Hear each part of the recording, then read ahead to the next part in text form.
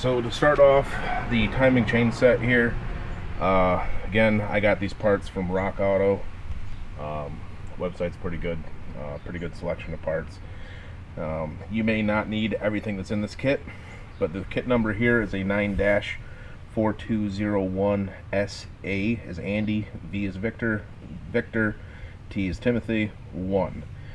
Inside the kit, there's going to have the 9-4201SA. This should be the timing gears and guides, tensioner,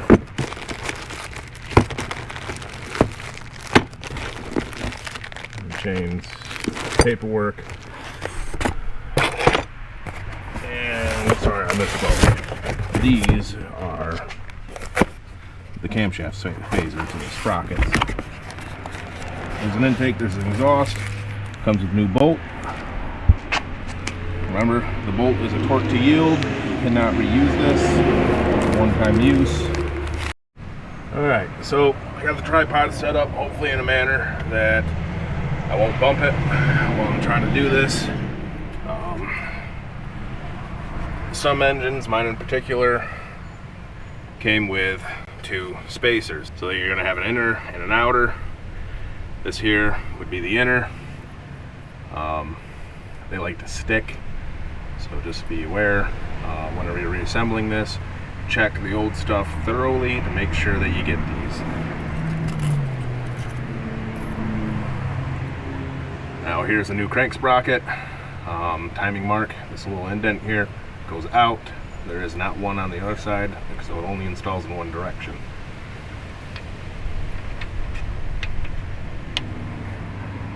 And then the outer. The outer is pretty easy to tell, just because of the carbon marks around where the harmonic balancer was pushed up against this shim or spacer. Again, it's got a keyway, only goes in one direction, one way. And that's that. So now that that's in place in the correct orientation, the spacers are in, now we can start doing the rest of the timing chain. First camshaft phaser is installed finger tight. See if I can get in here and show you guys a little better here. Can't really see it. So there's a gold link right here. That is lined up with these bosses. This is what I was talking about a little earlier. These are not OE parts, a little different. It is from Coils. Coils is a trusted name, at least in my opinion. I like the way that these are made. You pull them out of the box, no rough castings, no rough machining marks. You can also see where they have heat treated the contact teeth with the chain. So the main issue with this engine from GM was that these components were relatively soft. Not to mention with the oil consumption issues with the engine was being starved for oil. There's actually a little nozzle down there that oils the timing chain. Now I was actually just reading this kit from Coils comes with a new nozzle that is an updated design that, while at low engine RPM and idle, it increases the amount of oil that the timing chain sees. More oil, more lubrication, better longevity of your parts. Overall, just a better design. So we are about 1 o'clock up top here. This gold link matched up with the boss. The chain has been lowered down through the engine. Again, you had to make sure that the chain goes on each side of those 2 castings for the bosses, those bolt holes. And so I have the chain down here sitting on the crank, lined up. You can see the black mark there. That is about 435, but the timing mark is where it needs to be. That is the important part. So now the next step is going to be installing the adjustable guide in the back side here. That drops down through the top. There will be a bolt and a fastener to be installed down below. Then we'll be moving on to the exhaust sprocket and phaser. So the timing chain is complete. The fixed guide is in. The bolts are installed, torqued. The plug is put in. The adjustable guide has been installed and torqued. The chain tensioner here in the back side has been replaced. The new one is installed. It's important that after it is installed, you get it on the back side of the timing chain, right down there, and you just give it a quick push. What that does is that unlocks the tensioner and puts spring pressure against the chain. Now, once the car is running, it uses engine oil pressure to actually keep and maintain the tension of this chain. New guide up top has been installed and torqued. I just got done doing the torque to yield on these. You start off by torquing them to 22 foot-pounds, and then you go 100 degrees.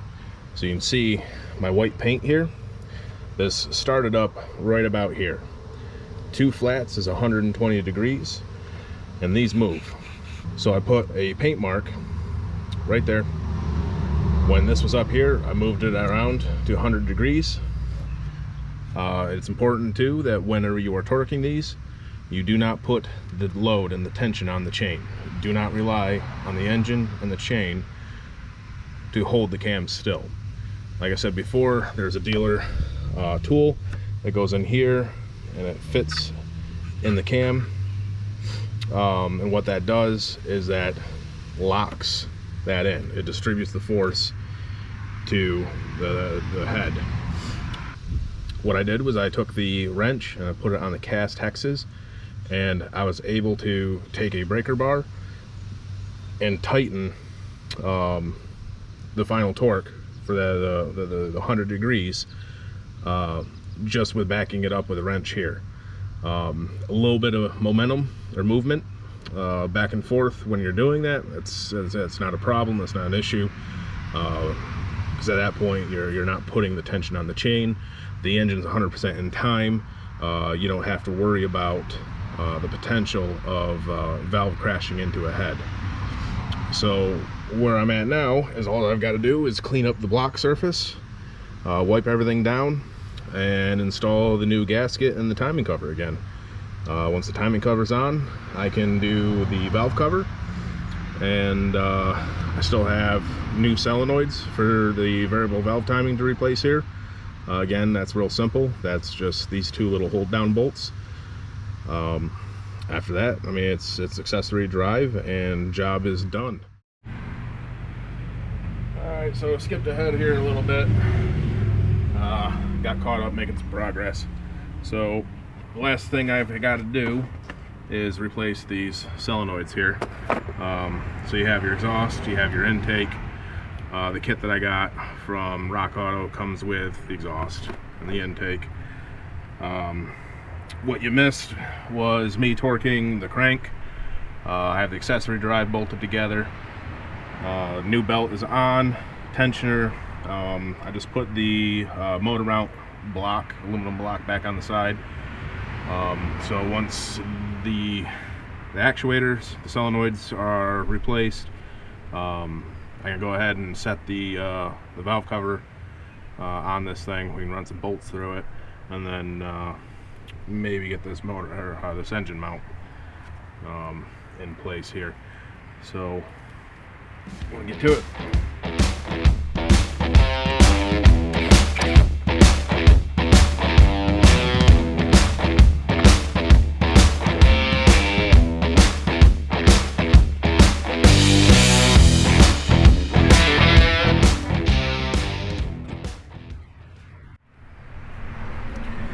Looks like I might have to get on that with some channel locks.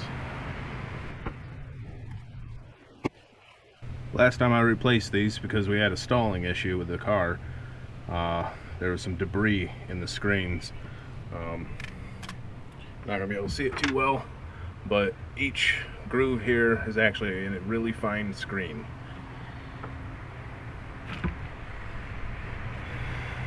Keeps debris from entering your cam phasers. Just slip that down in there. Push to seat the seal. Start the bolt by finger.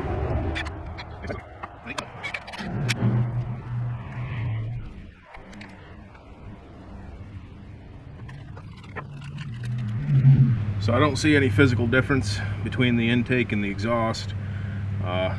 Color of the plug maybe, but what was just removed. Both plugs are the same color, but what we will notice is that there are like orientating grooves or tabs in the plug itself. If you have a question as to what goes where, just take your old one, compare it to your new one, and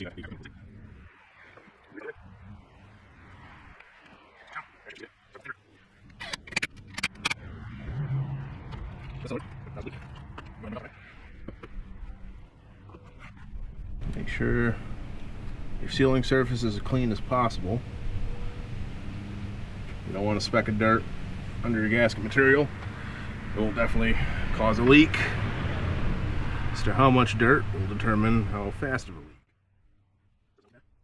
Sometimes you can actually do a little more harm than good rubbing around here.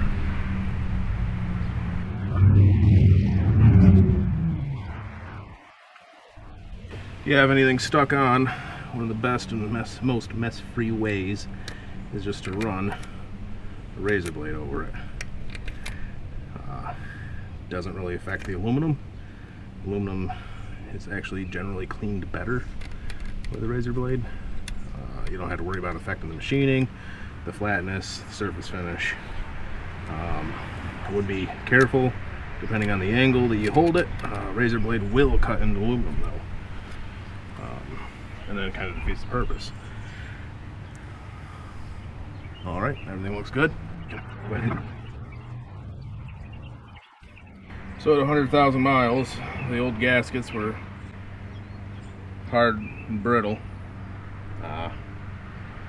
Whenever you do something like this, whenever you disturb a gasket, you definitely want to make sure you replace the gasket.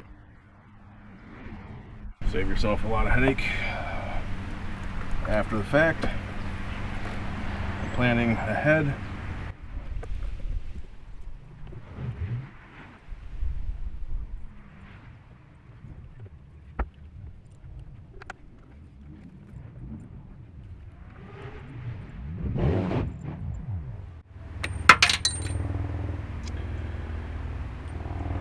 I'm gonna go hunting for that now.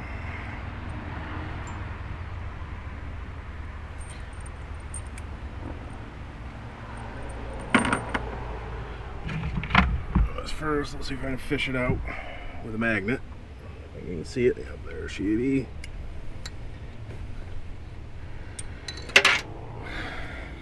Easy peasy. So what I just noticed is the valve cover bolts are two different lengths.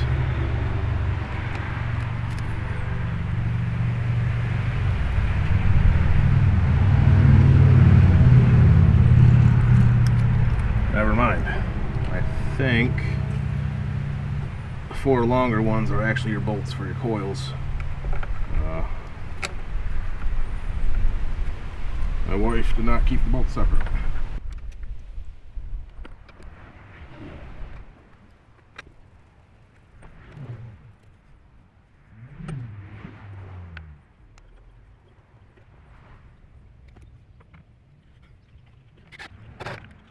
Go ahead and just snug these up. Work from the outside in.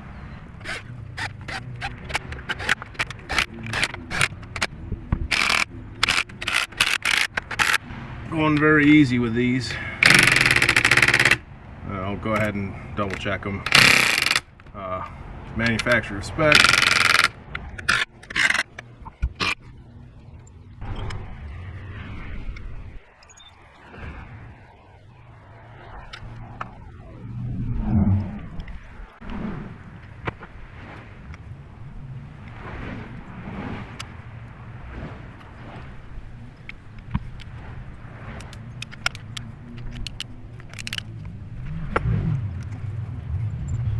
wife just got home.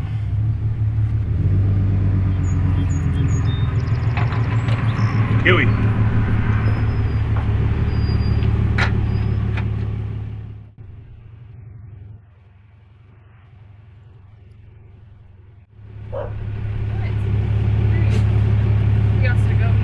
Gots to go. It's already 6:04. Oh, well, what time were we supposed to be there? 6:30. Oh, okay. Is that my shirt? Is it? It was in the garage.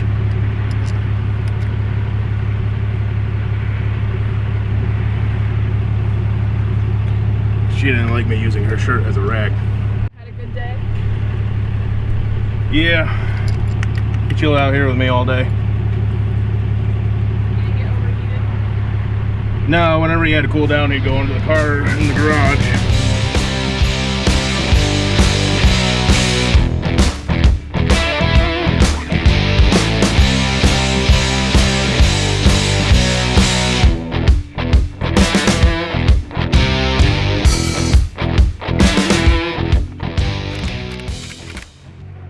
Check all the connections. Never a good feeling when, as soon as you get done with a repair, you have to go back through and try and shoot something new. Alrighty, well, I've got a dinner date. I'm going to try to continue this later on tonight, maybe tomorrow if the weather permits. It won't be long now. We'll actually know if this car's going to live or not. I left off here. Just needing to install the engine mount.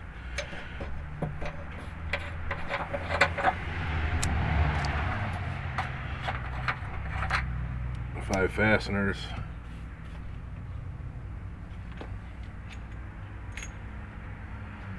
Our assembly just drops in there.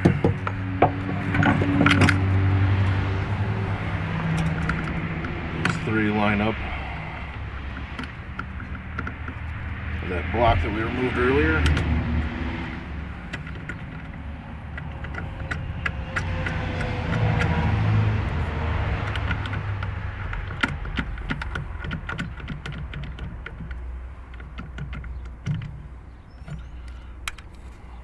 Nuts, just hold it down to the subframe.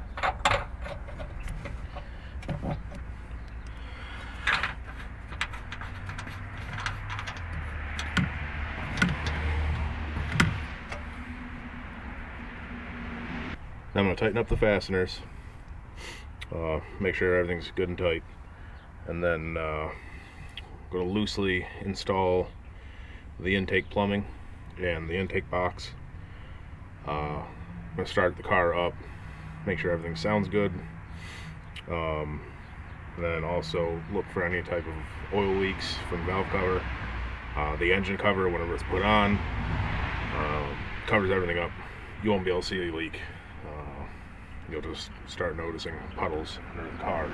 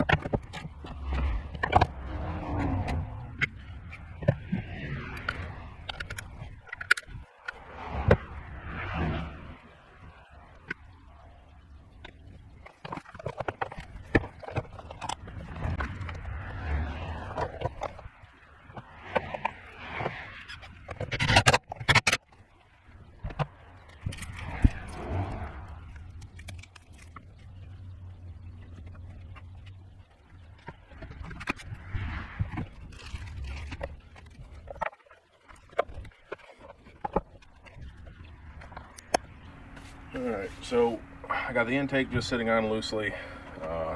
Mass airflow sensor is hooked up. It will suit the purpose enough for a test run here. Getting ready to add a little bit of oil. Like I mentioned, these engines are known for ring seal issues. This one in particular, it does burn some oil. I don't know exactly how much. I haven't really actually ran any kind of testing, but I do believe it is progressively getting worse. So yep, I'm gonna add probably about a quart here. After doing all this work, I will probably be doing an engine oil change on it, just because top end was open, side of the engine was open. Inevitably some dirt got in this.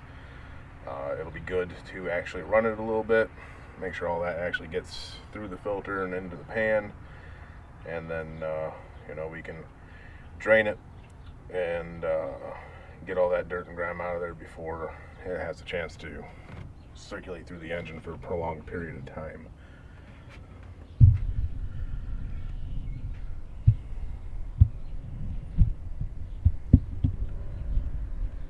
Like I said earlier, I thought this was 520. Takes 530. Again, I like to use mobile, full synthetic, Dexos rated. I would say until about maybe a year ago, mobile was basically the only oil you could get other than the GM oil that was actually Dexos rated. Since then, I think Valvoline, Royal Purple, and a number of other brands are now sporting the Dexos certification. Really, basically, as long as it was a full synthetic, I think it would have been perfectly acceptable. Not sure entirely what changed. Probably something with the patent ran out, something along those lines. GM made their money off of their own brand, etc., etc. But now you can just basically use whatever you have personal preference for. Alright, so adding 1 quart brought it about halfway up on the stick. I'll go ahead and add about another half a quart, bring it up to proper level.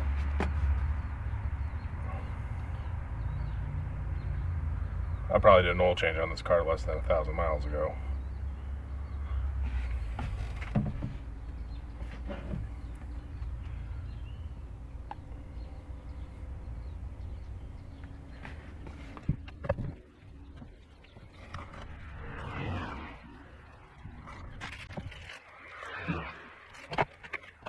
Alright, so the moment of the truth. I've got the hood latch tripped, so the remote start will work. I'll be able to actually look and watch the engine. Excuse the horn.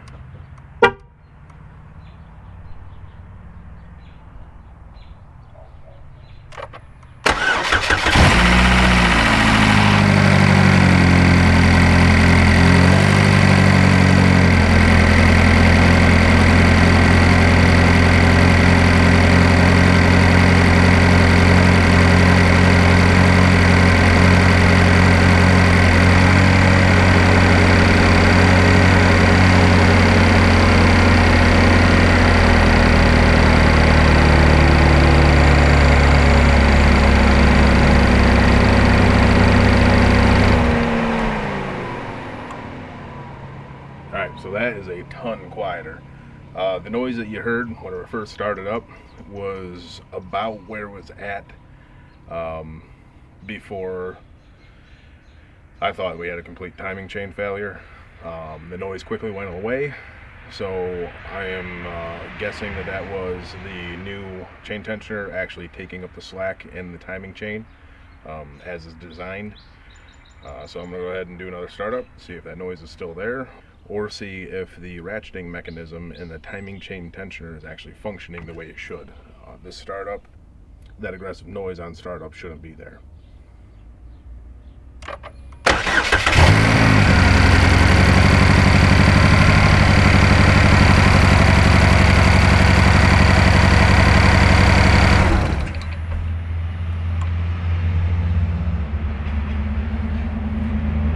So oddly enough, the engine now has a misfire.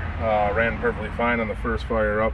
otherwise everything seems to be good. I didn't see any immediate engine oil leaks anywhere.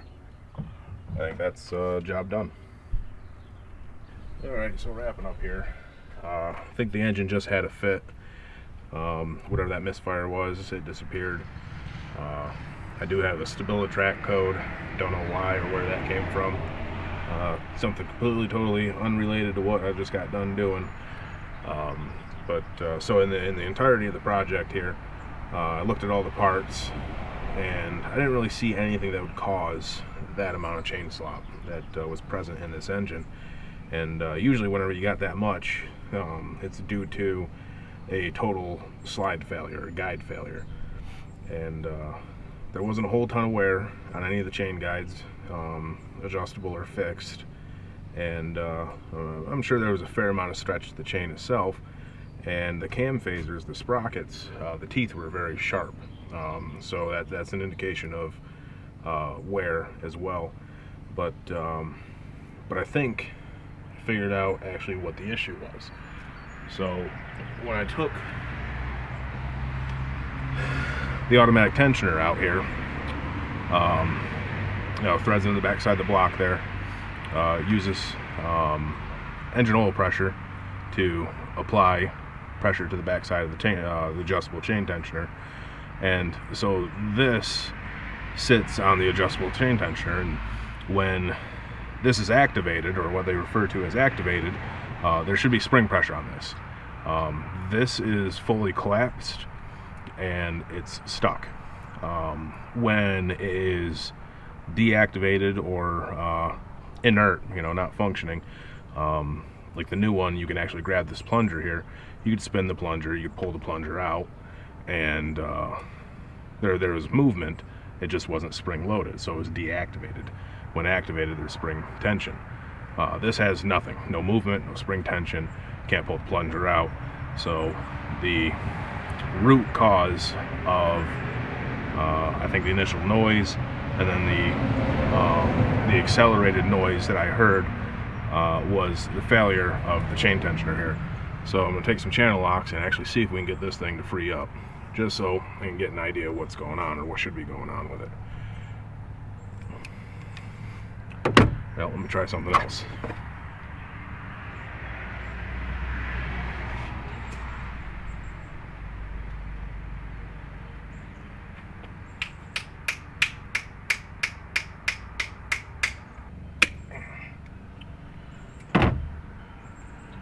Never mind. Alright, so I think just that thing is downright toast. Easy enough, no more reason to delay.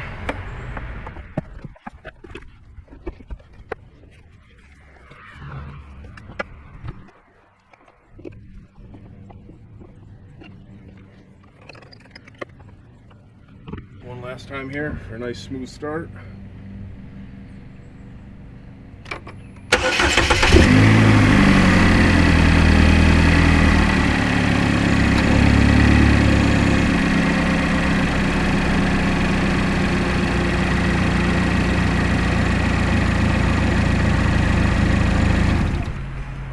So now that sounds like a nice healthy engine. Now if only the oil consumption issue was fixed as easily. Thanks, GM. Alright, so if you liked this video, found it helpful, interesting, entertaining, give me a comment, give me a like, give me a subscribe. New to this, look to be definitely making a bigger presence, and just want to kind of take everybody along with some of the stuff that goes down in my life, as much as I try to plan ahead, do things the right way, keep things as simple as possible. Unfortunately, it's never easy for me, and that usually brings a certain amount of entertainment with it, so it's worth a laugh. Like I said, give me a like, give me a comment, subscribe, let me know if this was helpful, let me know if there's any more questions, anything else I might be able to help you guys out with. I appreciate it.